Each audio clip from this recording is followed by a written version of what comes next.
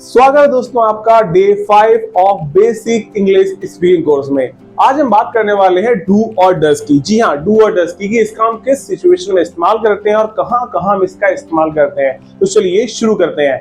Do और does का इस्तेमाल हम डेली रूटीन या डेली हैबिट्स को बताने के लिए करते हैं। डेली रूटीन से मेरा मतलब है कि जो भी काम मैं सुबह से लेके शाम तक करता हूँ। फॉर एग्जाम्पल, मैं सुबह 5 बजे उठता हूँ, उसके बाद मैं वॉशरूम जाता हूँ, फिर मैं वॉकिंग पे जाता हूँ, फिर मैं पढ़ाई करता हूँ, फिर मैं बच्चों को पढ़ाने जाता हूँ। तो जो भी काम मैं सुबह से लेके शाम तक करता हूँ, अगर मैं अपना डेली रूटीन किसी को बताऊंगा तो मैं डू और डज का यूज करके ही बताऊंगा।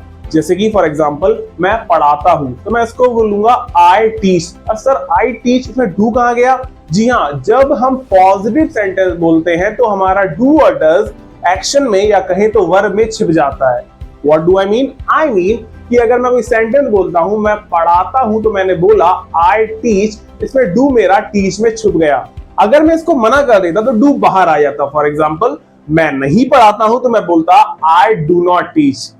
सेम इसी तरीके से मैं यू के लिए भी बोलूंगा कि आप पढ़ाते हो या आप पढ़ाई करते हो तो यू स्टडी, आप पढ़ाई नहीं करते हो तो you do not study.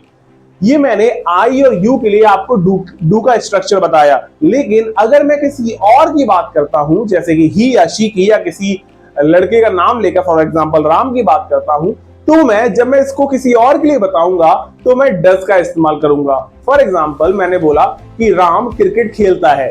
Ram cricket खेलता है तो मैं इसको बोलूंगा राम प्लेज क्रिकेट। ये प्लेस क्यों हो गया? क्योंकि इस बार एक्शन में या वर्ब में डज छुपा है। डज छुपा होने पर आपका एक्शन या फिर वर्ब की एस या ईएस फॉर्म आती है। इसका मतलब क्या? इसका मतलब ये कि जब भी आप कोई सेंटेंस पॉजिटिव में डज के लिए बोलोगे, जैसे कि वह नहाता है, तो आप बोलोगे ही टेक्स बाथ, यानी कि एक्शन के साथ हमेशा एस या ईएस फॉर्म आएगी। एक और एग्जांपल ले लेते हैं। वह मंदिर जाता है तो क्या बोलूंगा मैं?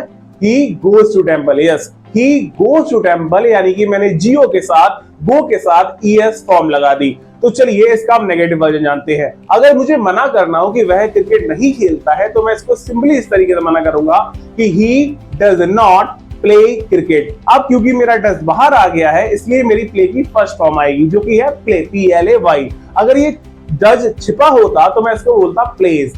तो अगर मुझे मना करना होगा तो मैं बोलूंगा he does not play cricket और she does not play cricket. तो आज आपने डू डज सीखा है कि आप सुबह से लेकर शाम तक अपनी हैबिट को किस तरीके से बताते हैं डू और डज का इस्तेमाल करके। तो उम्मीद करता हूं आप इसको अपनी डेली लाइफ में यूज करना चालू करेंगे। मिलते हैं नेक्स्ट वीडियो में। आज के लिए इतना काफी है। सी यू, बाय बाय, टाटा।